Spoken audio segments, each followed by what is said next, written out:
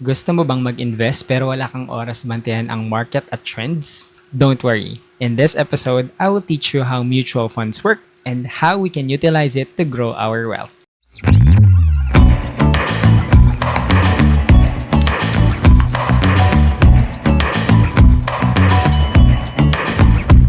Hi friends! Welcome back to my channel. My name is Rob and I help educate young Filipino adults about personal finance and development. Happy New Year everyone! It's been a while. I'm looking forward to start this year because last year, ang tema ko ay Year of Execution. Meaning, I've done so many things I've never done before and I promised myself that I will execute the plans in my head that's been sitting here forever. Starting this channel, of course, was one of those plans. This year, 2025, ang tema ko naman ay Year of Investments. Whether it's a financial or personal investment, pag-uusapan natin yan in this channel. Anyway, as you can see from our title, ang pag-uusapan natin ngayon ay mutual funds. And as usual, we will start with a definition. According to the Philippine Investment Funds Association o PIFA, ang mutual fund ay isang investment company na kumokolekta ng funds o pera mula sa maraming individual o institusyon para i-invest. Mutual funds are managed by a full-time professional fund manager which analyzes, researches, and decides what assets or investments to buy. One key term to remember when we talk about mutual funds ay ang term na diversification. The idea is that by not putting all of your money into a single asset, you can minimize losses if one sector or investment doesn't perform well. Halimbawa, ako yung fund manager at napagdesisyonan kong bumili ng share ng Jollibee, ng Ayala, SM, Meralco at PLDT. So I have 5. In case na mag-underperform o humina ang performance ng isa sa kanila sa market, halimbawa, yung Jollibee, bumaba yung overall sales. Hindi maaapektuhan yung ibang assets dahil magkakaiba sila. Unlike kapag nilagay ko lahat sa Jollibee yung investment, malulugi yung overall na investment ko, okay? People who buy shares of mutual fund are its owners or shareholders. Naalala ko when I was younger, meron akong napanood na video, but I think it's a joke or a sarcasm video. Basta yung isang customer, nagde-demand siya ng something doon sa fast food na kakainan niya. Kasi sabi niya doon sa mga staff, shareholder ako ng kumpanyang ito or like ng fast food company na ito. Well, is it true that that person, kung bumili man siya ng share ng company, part owner siya, but he doesn't have the right to make decisions for the company because he's not the majority shareholder. So, if mas marami kang share, mas may boses ka. Pero kung konti lang naman yung binili mong share or like yung investment mo to that company, it doesn't matter. Gets ba?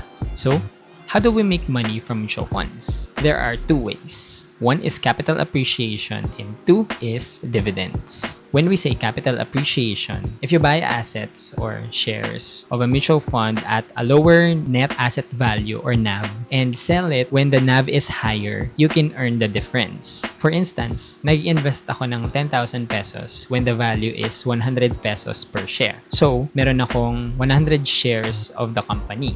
And let's say, after 3 years, the value grows to 150 per share. So, kapag binenta ko yung 100 shares ko na binili ko before, kikita ako ng 5,000 pesos kasi I initially invested 10,000 pesos. 100 pesos lang siya before. Ngayon, 150 na siya. Same lang with, let's say, bumili ka ng dollar at 50 pesos. Pero ngayon, I think 58 na siya. So, kapag binenta mo yung dollar mo, 58 na. Mas malaki. Yung kita mo is 8 pesos. Ganon din with the mutual funds when we say capital appreciation.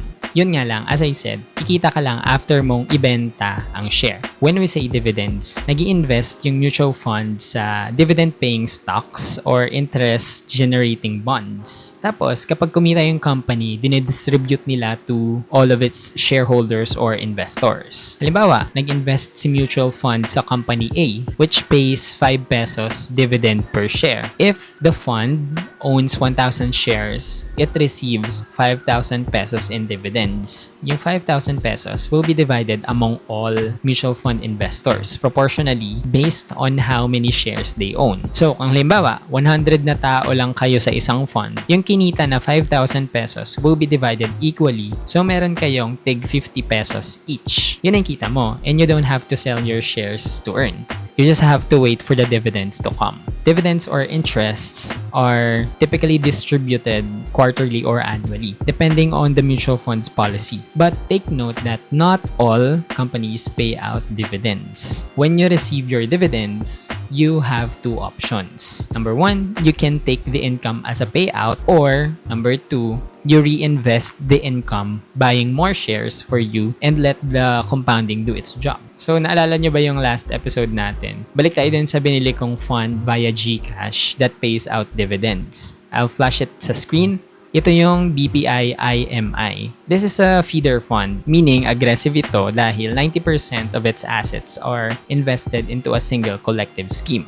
Meaning, dependent lang yung performance ng fund na ito sa isa pang fund. Remember our example about diversification? So, nagiging risky itong fund na to kasi isa lang. Tapos, after about 6 weeks, nakareceive ako ng dividend from it. Well, this is my first dividend-paying investment. So, yan. For a 500 peso investment, it might not look that much, but imagine it with a larger amount of investment. Panalo! As of the moment, there are 8 types of mutual fund. Pause nyo na lang tong video if you want to read the information from PIFA, and I will also link in the description below. So, bakit naman tayo mag-invest sa mutual funds?